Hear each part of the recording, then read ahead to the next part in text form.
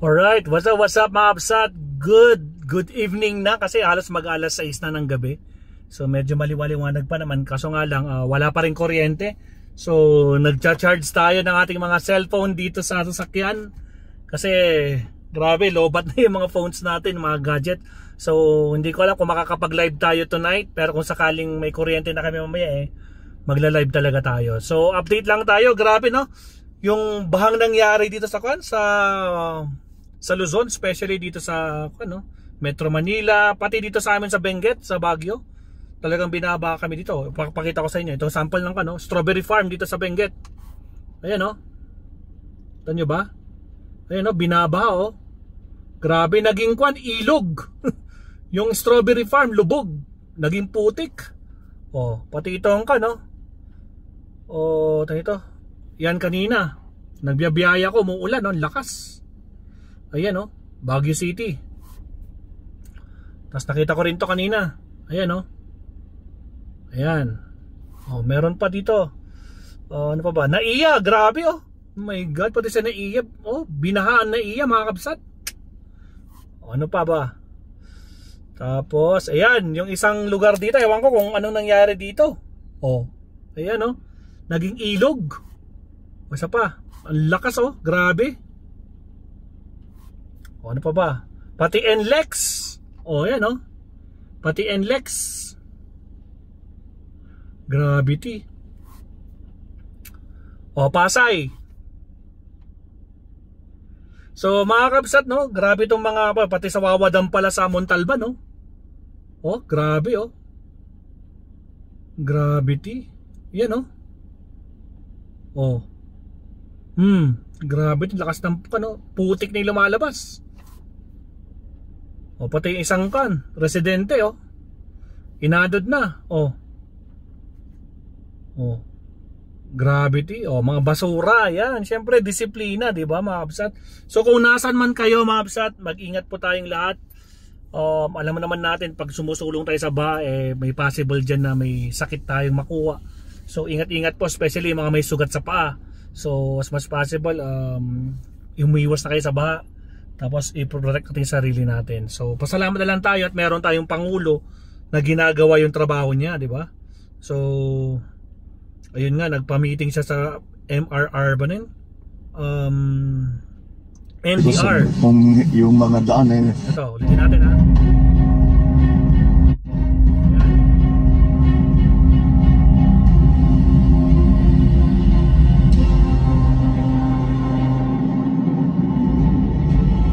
State of calamity na ang Metro Manila dahil sa malawakang pagbaha dulot ng hangin bagat at bagyong Karina. Dahil dyan madaling mailalabas ang Quick Response Fund na gagamitin pantulong sa lahat na maapektado ng baha at matitinding pag-ulan sa NCR.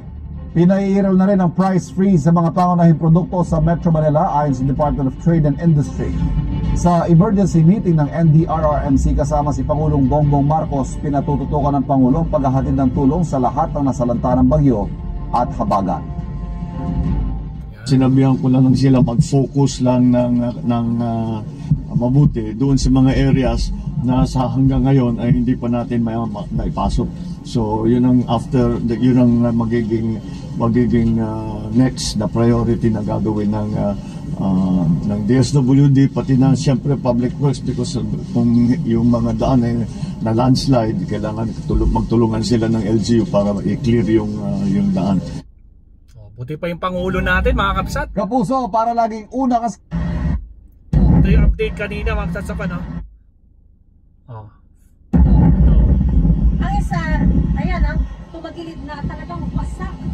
So sa pagtingin pa lang dito, ay magkakaroon na tayo ng ideya kung gaano katindi ang impact ng pagtapos. Ito yung pinakita natin kahapon sa yung pinakita ko sa inyo kahapon, yung live natin, talagang yung mga parang carrier talagang tumaob kasi talagang papatok sa bridge, no? Tapos may mga tao pa doon. So I hope okay yung mga tao doon at walang namatay doon, pero as we can see na nakita natin yung mga tao nasa ilalim, tapos ganun kalakas yung agos ng tubig ng ilog. Hindi natin alam kung anong nangyari sa kanila, pero hoping na okay sila.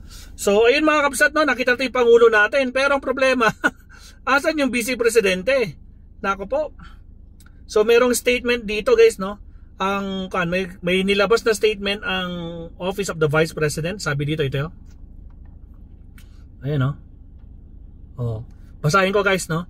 July 25, official statement of Vice President Sara Duterte. The Vice President is on a personal trip. Wow! Personal trip! Sa Baguio. Ngayong binabagyo. Is on a personal trip with her family overseas. Siyempre sa Germany yun. Kitang-kita naman natin sa mga news, no? Her departure received the necessary approval as evidence by the travel authorities issued by the Office of the President dated July 9, 2024. We thank the public for respecting the privacy of the other member of the family.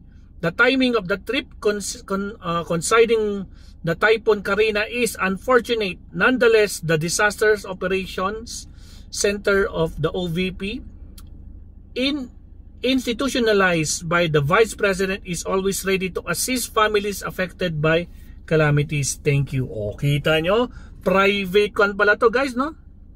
Kumbaga parang sinabi nila dito na with her overseas departure received. Kumbaga private na kwanto, na trip with her family. Ano kaya gagawin nila dun, no? Talaga lang, no? Sa bagay. Pero may lumalabas na ibang chismis, guys, no? Pero ito, di umano, na chismis lang to. Baka nagkataon lang, o baka coincident lang ba to? Ito, may lumalabas itong ganito. Nakita nyo na ba to? Ayan, no? Aba, si Inday Sara daw yun. Kaya daw siguro pumunta ng Germany kasi kapupunta siya sa daw. Sabi-sabi nila na daw ito. Taylor Swift, the Eras Tour, international dates. Saturday, July 27, that will be on Saturday, so 2 days from now. Sa Munich, which doon siya pumunta kasama ng pamilya niya, di ba? Hindi kaya coincident lang to? Ano sa tingin nyo?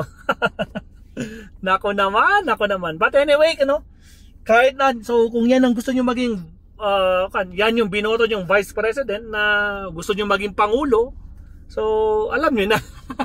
Diba? So sa isang iglap na lang, ano yun, pabigla-bigla na lang ba na sa isang iglap? Kailan ba siya umalis kahapon, di ba?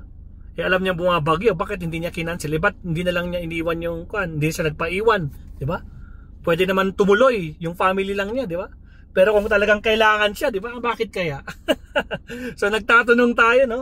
So especially siya yung second sa mga pinakamataas na halal ng ating bansa. So I hope, no? Bahala kayo kung anong gusto nyo isipin. So tayo nagtatanong lang naman tayo, di ba? Pero may lumalabas na ganito na ang galing yung coincident niya, di ba? Talagang may pa-concert, pero tingnan natin. So ano sa palagay niyo mga kabsat? So tingnan natin mamaya guys, kung makakapag-live tayo, kung may ilaw na kami. Pero so far as of now, nagcha-charge pa rin ako dito sa sasakyan kasi nga wala kaming kuryente. Buong Baguio, walang kuryente kasi ang dami po talagang landslide dito sa amin. So anyway, ingat po kayo mga kabsat, especially tuloy-tuloy pa rin yung ulan. So far ngayon medyo umuhupa, minsan lumalakas, umuhupa. So hopefully by tomorrow okay na yung weather natin. So keep safe mga kabsat, hanggang sa muli, kita-kits sa ating live streams. So kayo nang bahala kung nasan man pumunta si VP Sara, kung ano man yung dahilan niya, kayo na mag-isip. Pero tayo nagtatanong lang, kaya parang, di ba? May lumalabas na ganyan na coincident, di ba? So again, maraming salamat sa hanggang sa muli, kita-kits tayo sa ating next live stream. Bye-bye, paalam, bye-bye.